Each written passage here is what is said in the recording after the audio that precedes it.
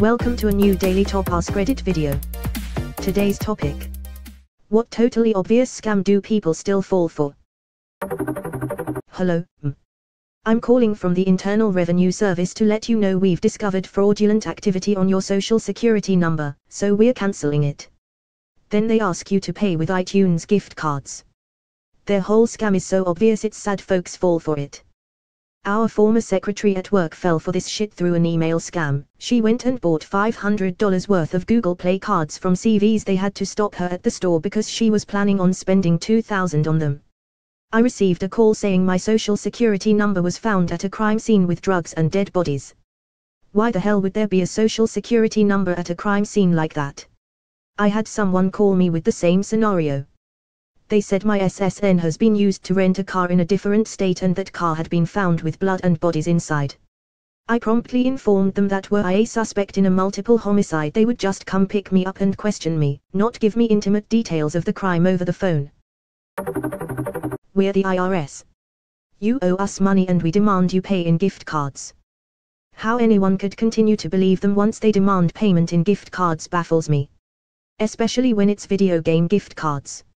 Like maybe you could believe a prepaid MasterCard if they spun it so that it would be a faster transaction and incur less fines or some bullshit. But a Steam gift card? Really? I had to explain to my ex-mother-in-law very slowly that Google Play cards are only good for digital content and will not, in fact, help her lover get back to the United States from his oil rig. Edit: I can't keep up with all the comments, so I'm going to paste the why of my ex-mill living with me here. She had lived with her son for a while, then decided to move in with her granddaughter. But between moving out of her son's house and into her granddaughter's, she took off to Florida. She's never been clear on what brought her there. We all live in India. She lived with some woman who, according to ex-mill, took advantage of her and stole from her, etc. When she decided to come back, her son didn't want to take her back and the granddaughter was still pissed that she disappeared like that. So he asked if I could take her in. I was in the process of evicting some no-paying roommates and needed the financial help, so I agreed. I knew she had a touch of dementia but had no idea the extent. She has had some violent outbursts during episodes. The current episode seems epic and is the longest I've seen, and the longest she's stayed nice during. My BF and I made changes to our own behavior to avoid her outbursts. When we noticed an episode being triggered, we stopped being sarcastic, toned down the cussing, and made a point to limit distractions when she was speaking to either of us. We have continued this and she hasn't had an outburst. I tricked one of those guys into thinking that I went to Walmart to get them and kept him on the line for like 2 hours as I gave him some codes from the back of used cards that I image searched online, and then convinced him that the Walmart guy must have scammed me or that I was too dumb to have gotten them activated. I guess he thought I might have stolen them or something. Anyway, anytime he tried to put me on hold I freaked out and demanded to tell him my side of the story about why they probably were after me for my taxes. Ended up with him accusing me of being a scammer. Wait a second. I love doing that. I had a guy who kept calling my parents from Microsoft support and I'd say, "Oh, that sounds serious, do you need my credit card number?" Then I'd proceed to keep giving him the first 8 digits of my actual Visa number, then 7 random digits. He'd keep saying the number was too short, so I'd repeat the process with 7 more random digits. Finally, after 10 minutes he started swearing at me for wasting his time.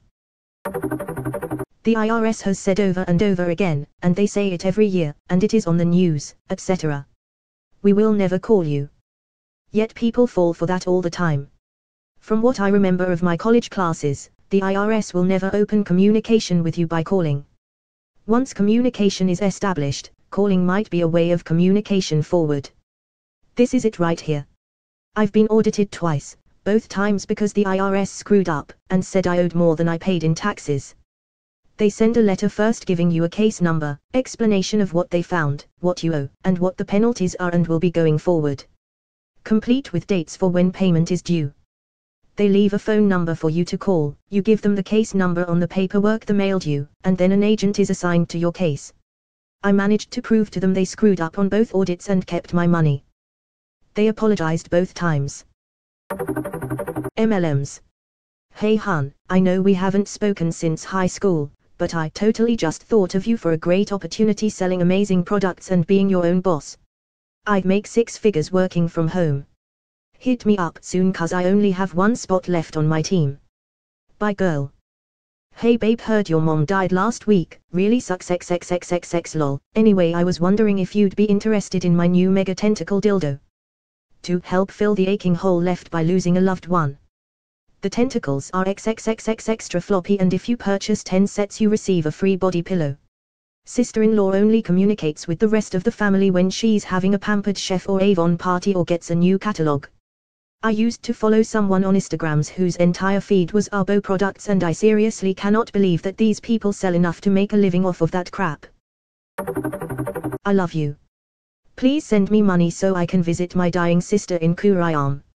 I know I've only known you 2 weeks online, and we've never met in person, and I've called you from 3 different burner phones, but that doesn't mean we don't love each other. Edit, I have never seen an episode of 90 Day Fiancé. Obligatory thanks.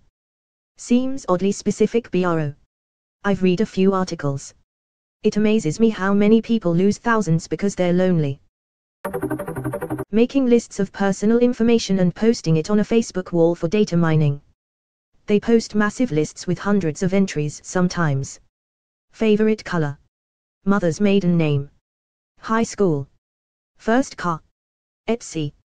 Favorite color, Hunter 2. Mother's maiden name, Hunter 2. High school, Hunter 2. First car, Hunter 2. Am I doing this right? I don't know, all I see is asterisk.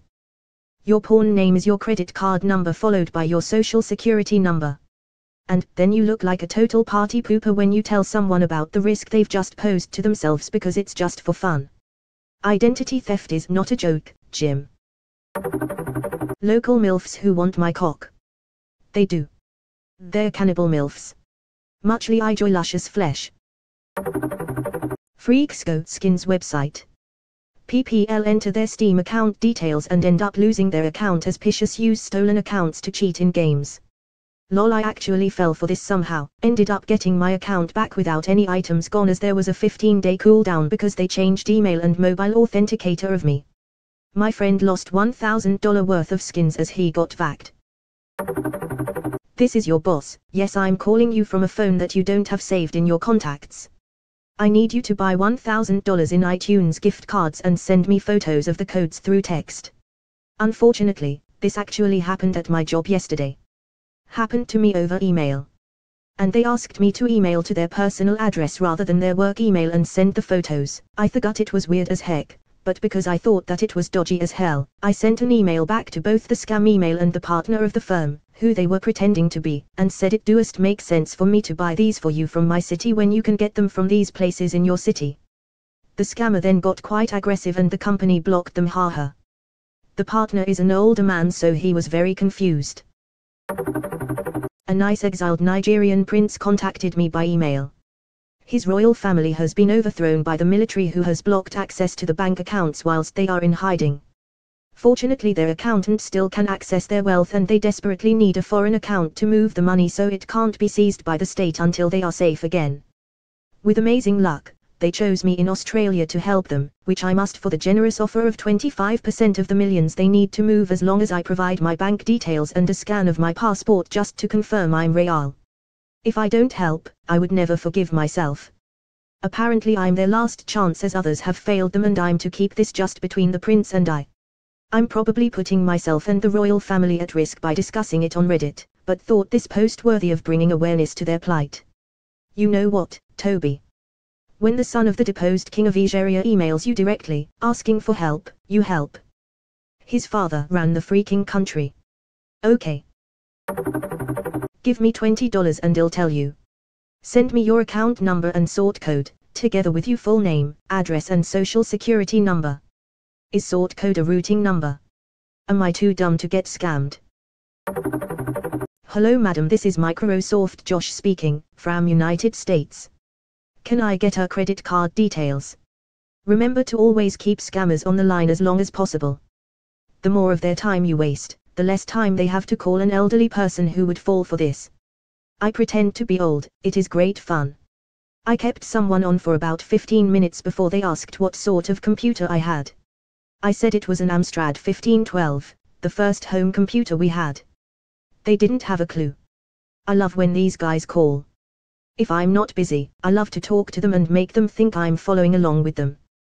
Put them on hold here and there, tell them I can't find the buttons I'm looking for, act confused and tell them that it turns out I'm on a Mac, and I'll go switch to my PC, then repeat. Things like that. Just acting as absolutely computer illiterate as humanly possible. Eventually, when we finally get to a point where I would have to do something to compromise my security, I make fun of them and tell them that I know this is a scam. 100% of the time they curse you out and hang up. Sure, it takes some time, but let's be honest, what else am I doing these days? I've seen some neat videos on Reddit and YouTube of guys scamming the scammers and somehow even wiping out the scammers' systems. Had to clean an elderly couple's computer because of one of these phone calls. Explained to them that Microsoft wouldn't contact people over the phone and under no circumstances should they give their credit card details to any company over the phone. 2 years later I had to clean their computer again. This past year my SIL did the same thing. How do people fall for this? Computers are mysterious and magical. No need to understand what's safe play and what's not around them.